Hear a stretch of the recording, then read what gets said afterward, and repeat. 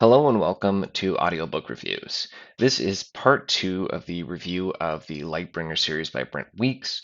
And as I mentioned in part one, this section will have heavy spoilers for the whole series all throughout. Now, I made quite a long video with the non-spoiler version, but there is honestly just so much to talk about. So by no means will I hit everything that I probably would like to talk about or could talk about, but there's just so much going on here.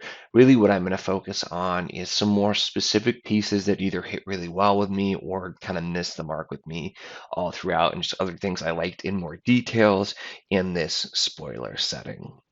The first thing, starting really right at the very beginning, I wanted to mention was the opening to the first book, The Black Prism. It starts out, it's just setting this really kind of dark, eerie scene. Kip's creeping out. He's looking for something to take from this ancient battlefield, or I suppose not really ancient, but this old battlefield, so that he can sell because he's desperate. He needs money. You find out right off the bat his mother is a drug addict, and he's just doing this whole dark, eerie scene. It's dark. There's wolves.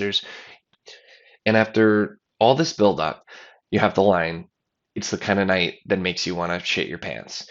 And right there, that kind of very early on sets the tone of what Brent Weeks is really going for. It is going to be dark. There's going to be a lot of that in here, but he's also definitely not afraid to throw humor in there, to have light parts of the story as well, and it really is blended in so well. I remember thinking to myself after reading that very beginning section, this book is definitely going to be for me. And I kind of already figured I was going to enjoy it, and I very much did. Continuing on that note, it was the way in which you find out the backstory for Kip was extremely well done, I thought. Kip has a very dark, tragic backstory. Most of the characters do to some extent, but he lives in the small town. His mother is a drug addict, like I said.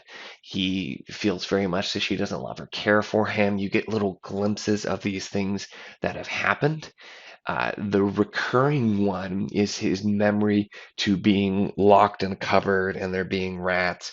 And Brent Weeks, it's so masterfully done because it's a recurring thing. Anytime he really is feeling desperate and feeling like he's going to fail or he's scared, he goes back, it flashes back to this time, and you get a little bit more each time.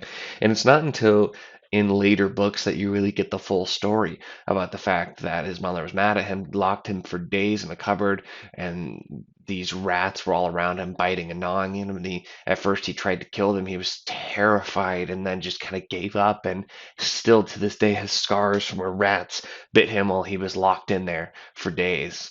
And that imagery and the slow buildup to that imagery, very early on too, his entire town gets destroyed. Everyone's murdered. There's the pyramid of heads, and he still tries to save his mother despite all of these things, and has to watch her die right in front of him. This is all in the very beginning of a book, and it's a hell of a way to start a book. But that backstory and the fact that you find more and more out later really sets up this character and just such a strong base for why he is the way that he is.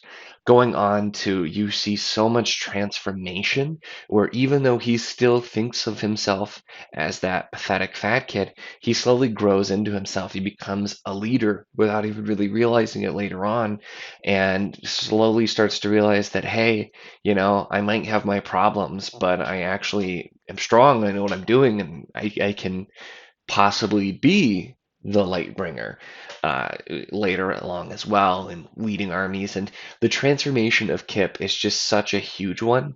And the really interesting thing is he doesn't necessarily, for the most part, overcome a lot of that. He still doesn't have a whole lot of self-confidence, but he learns to live with himself the way that he is, and be great with it anyway. That was a really huge part, the way that was written in Kip's arc throughout. Gavin Guile, Kip's supposed father, which all of the twists and turns with that were very interesting as well. But Gavin was such an interesting character because he really does start out as being shown to you as kind of the perfect character, and then you see beneath that veneer all his flaws. Not just that he's vain, but that Gavin isn't really Gavin. Gavin is actually Dazin, Gavin's brother, who uh, supposedly killed him, but then you find out, nope, actually, Gavin's still alive and he's imprisoned in these elaborate prisons made of Luxon. And then you find out later that, nope, that was all in Daz and Gavin's head, and it's a wild, wild ride. If you're watching this and you didn't read the book, shame on you. But those are some big plot twists. I did warn right at the beginning there were going to be really big spoilers, but that whole bit was pretty crazy. The whole having Gavin alive, I thought was intriguing. The fact that Dazin was pretending to be Gavin, also intriguing. But then finding out this whole entire subplot that's very important and very well developed with Gavin trying to escape, and his mindset is all something that was in Dazin's mind, and none of it was actually real. It created such an interesting piece too, because once again you have this kind of perfect character, everyone looks up to them, he's incredibly powerful, and he's pretending to be somebody that he's not, and ends up doing things he thinks that his brother would have done, when in reality you kind of learn to find out that his brother wasn't all that great of a person, and with it all coming out to be that way. And it was extremely interesting as a premise for another main character, that whole piece, finding out later that he assumes that Kip is Gavin's son, from before Gavin was dead, and he finds out that that's not really true. He's actually Andros's son. Andros reveals much later, and I'll get more into his motivations a little bit later as well. But such an interesting bit, and the twists and turns definitely not predictable. There were some things you could kind of see coming, but even the more predictable things, Weeks really strayed away from, or sometimes it would sound and seem like it was going in a direction that is something you normally see. For example, Kip and Tia. Tia, a very interesting character, a slave. You learn a lot about her. Literally, her mother just sold her and her sisters into slavery so she could get more money and afford to live this lavish lifestyle. And her father, after finding out, he was a merchant and constantly away. After he finds out, he tried to buy them back, couldn't afford them all. So she's still trapped and being forced to spy on Kip and do all these other things, and being trained to steal information and steal things, all of this bit, and then ends up, not only to make it worse, she's bought by Andros and now being used as a bargaining chip and just a pawn in a game, and then ends up having the ownership passed to Kip. And there's the scene where, even though they kind of have this friendship and they've gotten kind of close, where she just assumes, oh, well, he owns me now, so I guess, well, I'm going to be his room slave, and that's going to be that. And you have the whole scene. And Kip's reaction too. You'd think it's your main character. You'd be like, no, of course I wouldn't do that. But he thinks about it. He thinks about it very hard, and doesn't. And it's even every character with the flaws, like I said, are a big piece. Um, of it, but that kind of whole thing, and then it seems like, well, they're getting over the fact, the master slave type thing. He frees her. He's trying to really, they start to get closer, and they're trying to get past the weirdness, and you have this kind of developing relationship, and you think that makes sense. That's exactly what you'd expect. And no, because Kip ends up marrying another woman, uh, basically because Andros wants him to. Uh, and so you have this kind of political marriage, and then you have those two actually end up falling in love and having this really nice relationship, and it doesn't go the way that you'd expect. That was something that was really nice, is because so many of the characters, so many of the twists were things you either didn't see coming, but then did make sense. It wasn't just like, oh, I gotcha, something else now. They made sense, and it also didn't go in the predictable way. So just very unique with the story as well. Talking about slavery in general, that was a really big theme in these books. It was talked about a lot, how slaves are treated, how other characters do. And it was something to, you had the villain, the color prince, the White King, Lord Omnichrome. The name changes as he gains more power, but the villain talking a lot of sense. And this gets into talking about a little bit more about how the villain I thought was very well done. But he wants to overthrow the Chromeria, bring back essentially the old gods, which you find out are all actually real and have real power, and is kind of where the different colors of light and Luxon that can be used came from. The power came from these old gods, even though they're not recognized anymore. And that piece, very interesting, the fact that the thing he's trying to do, it is real. There is real power there. But also he went and he started freeing slaves and he started preaching against all of the different things the Chromeria does. They don't stop slavery. They kill their drafters once they break the halo instead of letting them live on. And it's one of those things where it's nice when you have the villain, you can actually kind of see where they're coming from.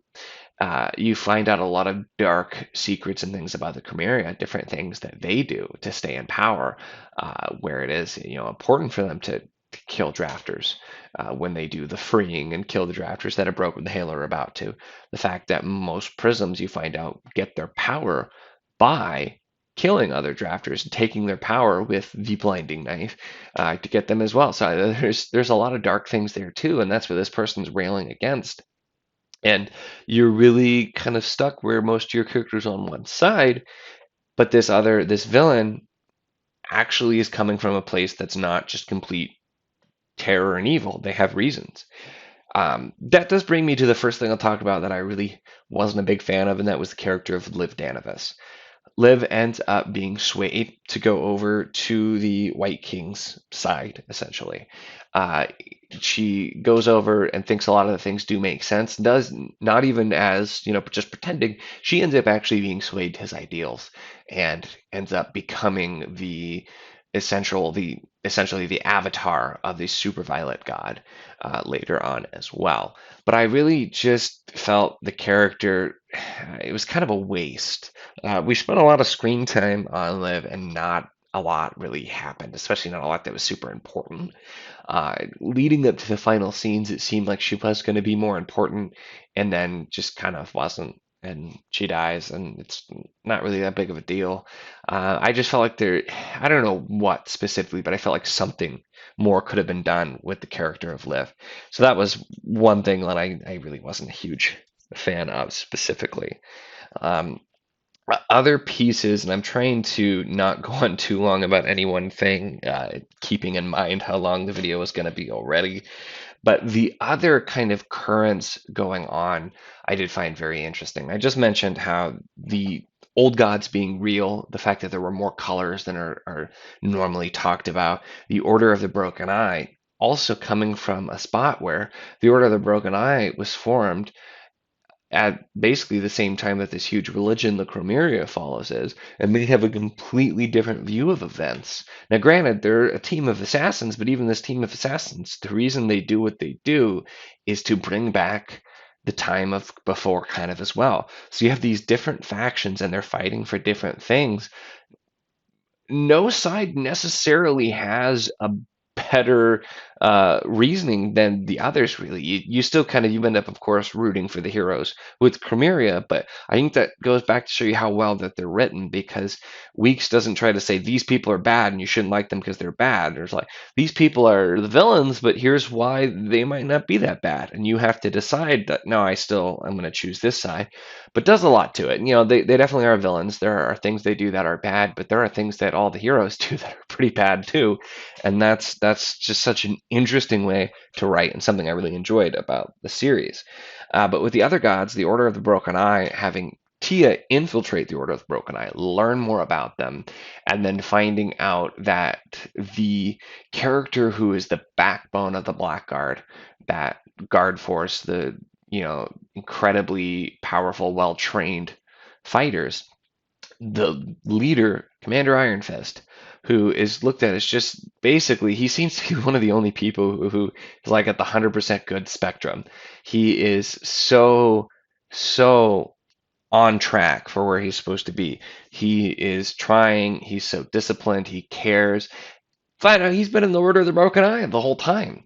And he legitimately, even with that, hoped that he would never have to betray his different oaths and kind of his characters. And you think he's finally gone off completely, and him coming back. And the way it was written, I did really enjoy a lot of the other characters involved with the Blackguard and later that were part of the Mighty and following Kip as well.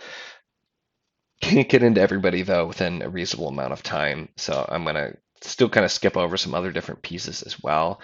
But just the huge currents going on. You had not just your main story, and you had not just them fighting against the White King. You also had the other people, and you had the Broken Eye. And at every turn, there's questions about the formation of the central religion.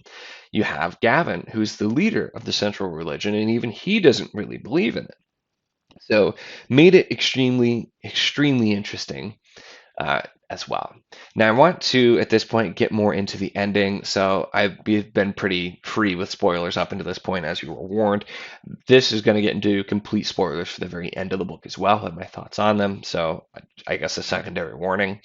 But for me, even though I did thoroughly enjoy this series, for me the ending was just too happy. It seemed to tie things up with a neat little bow a bit too much, considering the tone of the rest of the book. First thing is, I think Kip should have stayed dead. Kip sacrifices himself. He thinks he's the Lightbringer, and he is trying to do what he can to help, and he sacrifices himself. It's an emotional scene. It's a huge part of the final battle, and it felt right. And you kind of, even reading it, I thought to myself, oh, they're going to bring him back. I wish they wouldn't, but they're going to bring him back. That's not to say anything bad about the character. It's just, despite the fact that sometimes people don't like it, a good death can serve a lot more for your story than just bringing the character back. It really, really can. And I felt like that was a little too happy. You had that. You had Gavin gets all his powers back kind of magically. You had everything just kind of end up okay, and everybody was happy. And the tone of the book was a bit too dark for that. I didn't even really mind I've heard some people complain that literally you find out God is real, and God, and basically his spiritual people from another world are fighting against these evil spiritual people from another world, and you kind of have that overall, like, this battle is somewhat important, but even then it's a small scale out of thousands of worlds.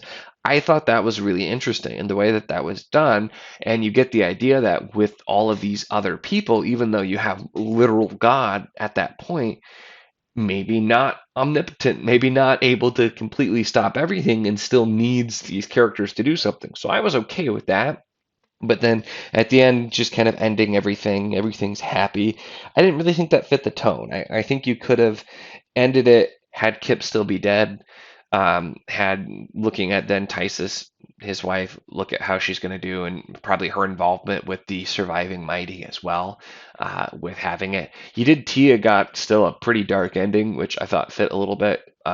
Also note, if you didn't read past the acknowledgments in the Burning White, you absolutely should. There's a little extra section with Tia there that was kind of fun as well. But some pieces were done well, but I feel like it was a departure from the rest of the story to give everyone that happy ending. So that was something that I think it could have been done better. Still thoroughly enjoyed the series overall. I am starting to get pretty close to 20 minutes, so I'm going to wrap this up now. I would like to do, the next time I do a reread, I commented this was the first time I'd read through the series. I most certainly will be rereading it in the future because it was thoroughly enjoyable, and one of the favorite things I've read in a long time as well. So when I do that, I would like to go through and do individual reviews for each book to spread it out a little bit more, but that will be in the future. So that concludes part 2 of the Lightbringer review. I'd love to hear your thoughts in the comments below if you've made it through this whole thing. As always, if you have any recommendations for other different pieces, or you have differing thoughts, or you agree with me, let me know. I'm always happy to hear it down below. If you did enjoy the video, please feel free to like, and if you'd like to see more, feel free to subscribe.